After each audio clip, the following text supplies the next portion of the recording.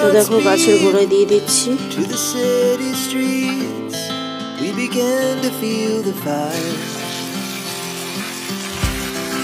We rise like tall buildings as the chemicals they take us higher. The night's young and it's just begun as she puts her hand in mine. We wanna chase the night, wanna dance to the light. তো বন্ধুরা দেখো এখানে আলু কেটেছি, পেঁয়াজ কাটবো, পেঁয়াজটা কাটা হয়নি। আর এই যে লঙ্কা একটু চিড়ে নিয়েছি, আলু পেঁয়াজ ভাজা হবে। এদিকে একটু ডাল আছে, অরহর ডাল। আর এখানটা ভাত বসিয়ে দিয়েছি। আর করবো ডিমের ঝোল।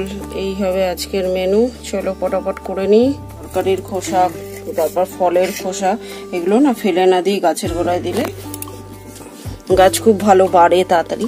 তো সেটাই করব এখন। চলো এগুলো গাছের গোড়ায় দিয়ে দিই। তো দেখো গাছের গোড়ায় দিয়ে দিচ্ছি। দেখো আটাটা শেষ হয়েছে, ওই জন্য আটার বালতিটা মাজতে বার করে ফেলেছি। কারণ যে কোনো কিছু মশলা বা যা কিছুই হোক শেষ হলে আমি সঙ্গে সঙ্গে মেজে নিই, এতে জিনিসটা পরিষ্কার থাকে। ওদিকে আলু ভাজাটা বসিয়ে দিয়েছি। চলো আলু ভাজাটা হতে হতে এদিকে কিছু ক্লিনিং করে নিই। এখন যত আসবাবপত্র আছে সমস্ত কিছু আগে একটা পরিষ্কার কাপড় দিয়ে মুছে নিয়েছি। যেহেতু প্রত্যেক দিন ক্লিনিং করি আমি, তাই খুব নোংরা তো কিছুতেই নেই। একটু বুদ্ধি করে আজকে ভোরবেলা উঠে কাজের ফাঁকে কাজ করে নিচ্ছি, যাতে অল্প সময় গুছিয়ে ডিপ ক্লিনিংটা করতে পারি। যেহেতু আজকে ডিপ ক্লিনিং করব, তারপরে সংসারের কাজ তো আছেই, সমস্ত কিছু করতে হবে একা হাতে। ওই জন্য প্ল্যান করে বুদ্ধি করে কাজগুলো করছি, যাতে চটপট চটপট হয়ে যায়, অথচ গুছিয়েও হয়। তো দেখো ওদিকে রান্নাও হয়ে যাবে, আমার এদিকে কাজও হয়ে যাবে। আর আলু ভাজা শুধু না, এখন ডিমের ঝোল করব অমলেট করে। সেই মশলা টশলা সমস্ত কিছু রেডি করে নিয়েছি। করে নিয়ে ভাবলাম সময়টা নষ্ট না করে যেটুকু সময় হাতে পাওয়া যায় সেটুকু সময় পোছাপুছিগুলো করে নিই, তাহলে তাড়াতাড়ি হয়ে যাবে। যেহেতু মানে রোদ্দুর উঠলে কি হবে, প্রচণ্ড বৃষ্টি হচ্ছে, বৃষ্টির মধ্যে কাজ করতে তো খুব অসুবিধাই হয় একটা ঘরে, তাই না? কিন্তু এভাবে বুদ্ধি খাটিয়ে খাটিয়ে করলে সমস্ত কাজ যে কোনো পরিস্থিতিতেই করা সম্ভব। তো দেখো যত আয়না আছে সমস্ত কিছু এখন কলিন দিয়ে মুছে নিচ্ছি। আগে তো বললাম পরিষ্কার একটা কাপড় দিয়ে মুছে নিয়েছি। আর প্রত্যেক দিন যেহেতু পরিষ্কার করি তাই পরিষ্কারই আছে, কিন্তু ওই ডিপ ক্লিনিংয়ের সময় এগুলো পরিষ্কার করতে হবে, তাই করে নিচ্ছি আর কি। তো চলো এখন মোছা কমপ্লিট হয়ে গেছে, রান্নার দিকে যাই। তো দেখো আমার আলু ভাজা পুরো ডান হয়ে গেছে। Good morning family, welcome to my channel. আমি সোমা নতুন একটি ব্লগ নিয়ে চলে এসেছি। কেমন আছো তোমরা সবাই? আশা করি নিশ্চয়ই সবাই খুব ভালো আছো, আমরাও কিন্তু বেশ ভালো আছি। তো দেখো কালকের অরহর ডাল আছে, টক ডাল, ওই দিয়ে আমার আর বরমাসের হয়ে যাবে। মেয়ে তো খাবে না, ডিমের ঝোল করবো, ওই দিয়েই খাবে মেয়ে। তো দেখো ডিমটা অমলেট করে নিয়েছি, কিন্তু আজকেও ক্যামেরা তো করেছি, ক্যামেরা অন করতে ভুলে গেছি, তো ডিমের ঝোল স্কিপ হয়ে গেছে বন্ধুরা। আসলে এক তো বৃষ্টি হচ্ছে, জল ঘরে ঢুকে যাচ্ছে, তার মধ্যে কাজ করতে হচ্ছে, তাড়াতাড়ি করে কাজ করছি। আর কাজের ফাঁকে কাজ করতে গিয়ে কিছু জিনিস স্কিপ করে গেছে। বাবা কি জোর বৃষ্টি হচ্ছে, দেখো কি জোর বৃষ্টি নামলো বাবারে। এদিকে রোদ্দুর উঠেছে, এদিকে বৃষ্টি হচ্ছে, তারই মধ্যে রোদ্দুরের মধ্যে বৃষ্টি। তো বন্ধুরা দেখো এদিকে চা বসিয়ে দিয়েছি, আর এদিকে বাটার টোস্ট। এই হবে আমাদের ব্রেকফাস্ট। বরমাসায় খাওয়া দাওয়া করে এখন বেরিয়ে গেছে। আর দেখো একদম মেঘলা ওয়েদার, বৃষ্টি হলো, এখনো ঝিরঝির পড়ে চলেছে, কিন্তু ক্যামেরায় বুঝতে পারবে না, একদম অন্ধকার হয়ে রয়েছে। এর মধ্যেই আমি এখন ডিপ ক্লিনিং করব। চলো দেখো মনমণি, মনমণি, মনমণি, মনমণি, কোথায় গেলে তুমি? এই তো মনমণি, মনমণি এদিকে তাকাও, এদিকে তাকাও, এই যে মনমণি।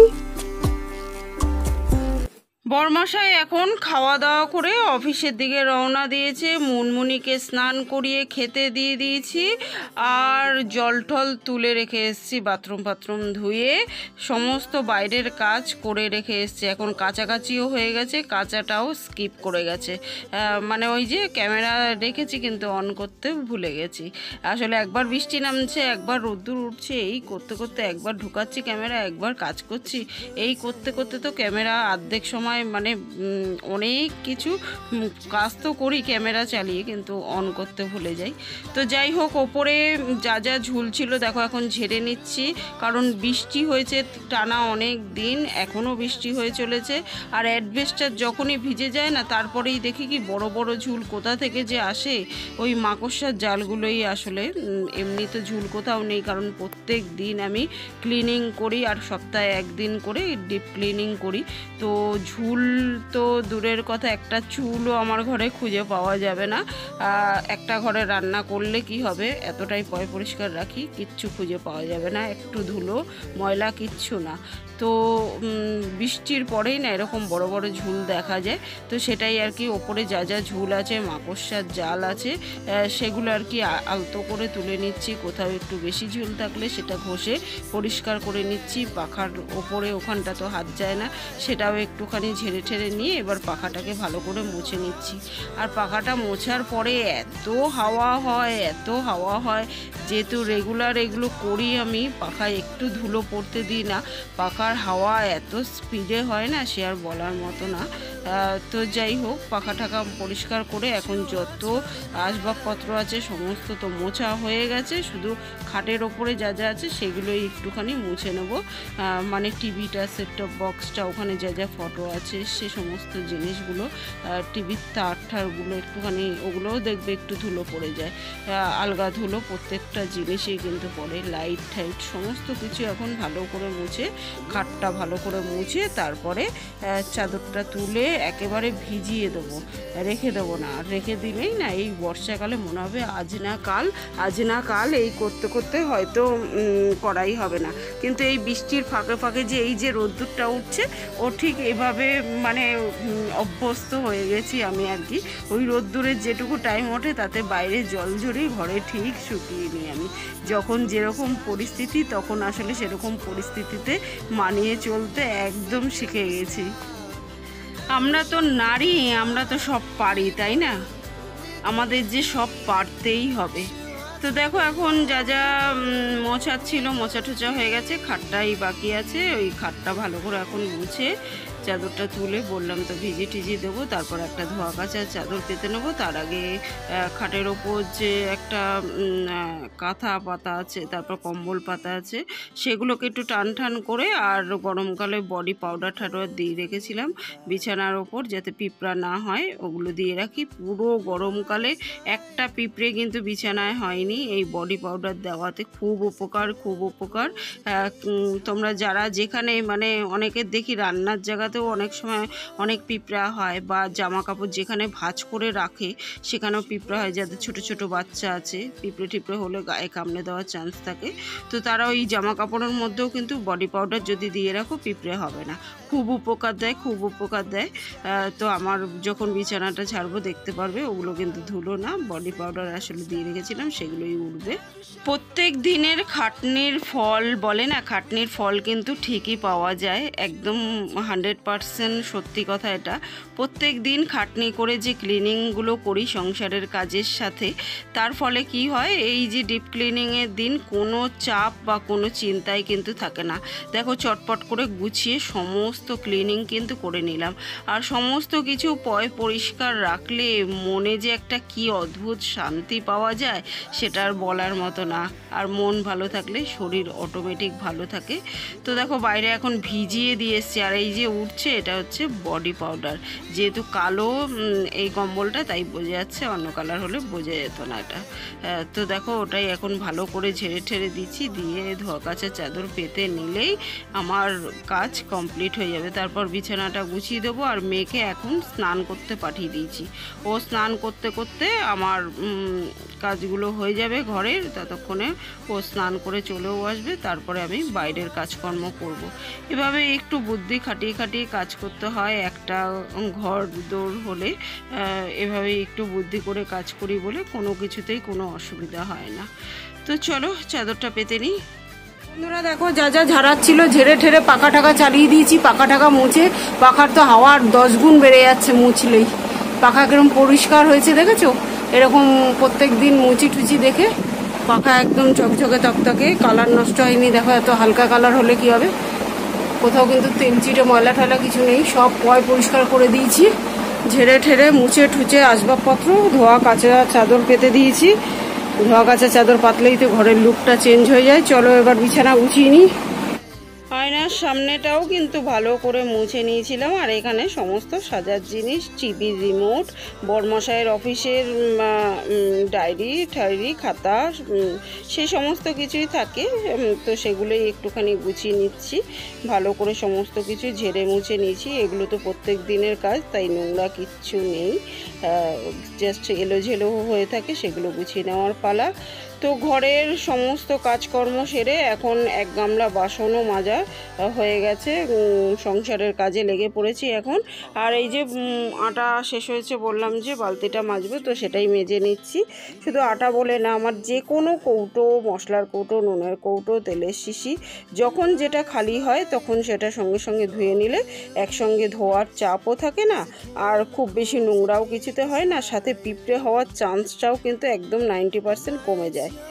গুড ইভিনিং গাইজ, এখন সন্ধে হয়ে গেছে। সন্ধে দিয়ে তো দেখো চা বসিয়ে দিয়েছি। বরমশাইও চলে এসছে অফিস থেকে। তো চলো চাটা খেয়ে নেবো। আর বরমশাই এখন সন্ধ্যাবেলার তেলে ভাজা টাজা অনেক কিছু এনেছিল, সেটাও স্কিপ করে গেছে। মানে আজকে যে কত কি স্কিপ করেছে সে আর বলার মতো না। তো যাই হোক, আমরা এখন পরিপাটি করে মুড়ি মাখা খাবো। আর মেয়ের বায়না উঠেছে আজকে একটু তরকা রুটি খাবে। তো এত খাটনির পরে এক্ষুনি চাইলেই তো আর তরকাটা করা যাবে না, কারণ তরকার ডালটা ভিজিয়ে রাখতে হয়। তো দেখো এই যে আটা আর সংসারে প্রয়োজনীয় অনেক কিছু এনেছে। আর সাথে এখন আমি জামা কাপড় ভাঁজ করতে বসে পড়েছি, মেয়েকেও পড়াতে বসে পড়েছি। মেয়েকে একটু পড়া দেখিয়ে দিচ্ছি, সাথে জামা কাপড় ভাঁজ করে ফেলছি। তো সেই তো বায়না উঠেছে। এবার এক্ষুনি তো আর তরকাটা ভিজিয়ে করা যাবে না, ওই জন্য বরমশাইকে বললাম মেয়ে তরকা খেতে চাইছে। তো বরমশাই সেটাই নিয়ে এসছে। আজকে আর রাত্রিরে ডিনার বানানোর চাপটা নেই। তো এই তো হবে আজকে আমাদের ডিনার। সাথে ছিল তালের ক্ষীরটাও স্কিপ করেছে, মানে আজকে শুধু স্কিপই করে গেল বোধহয় সব কিছু। তো যাই হোক বন্ধুরা, কাজের প্রেশার আসলে প্রচুর থাকলে তার সঙ্গে যদি শরীরটা একটু নড়বড়ে হয় তো এরকমই বোধহয় স্কিপ করে যায় সবারই, শুধু আমার না। কারণ শরীরটা আগের থেকে কালকের থেকে একটু বেটার আছে, একেবারে পুরোপুরি ঠিক হয়নি। আসলে এখনকার ওয়েদারটাই এরকম না, এই যে বৃষ্টি হচ্ছে তখন ঠান্ডা লাগছে, তার পর মুহূর্তেই রোদ্দুর উঠে গিয়ে আবার গরম হচ্ছে। এতেই ঘরে ঘরে সবার জ্বর সর্দি কাশি। আমার জ্বরটা তো আসেনি, কিন্তু জ্বর আসার আগে যা যা সিমটম সেগুলো সমস্ত কিছু দেখা দিচ্ছে আর কি। তো সেটাই, ওই জন্যই শরীরটা দুর্বল লাগছে একটু। তো চলো জামা কাপড় ভাঁজ করে ফেলি। তারপরে আটা ঠাটা এনেছে সেগুলো একটু ঢালবো, যা সংসারের জিনিসপত্র এনেছে সেগুলোও ঢালবো। সেইগুলোও কিন্তু আমি ক্যামেরা করেছিলাম, কিন্তু দেখছি এখন সেগুলোও ওঠেনি, মানে ওগুলোও স্কিপ করে গেছে। তো দেখো এখন জামা কাপড় ভাঁজ করে বালিশের ওয়ারগুলো সকালবেলার সময় ছিল না ভরানোর, এখন ভরিয়ে নেব।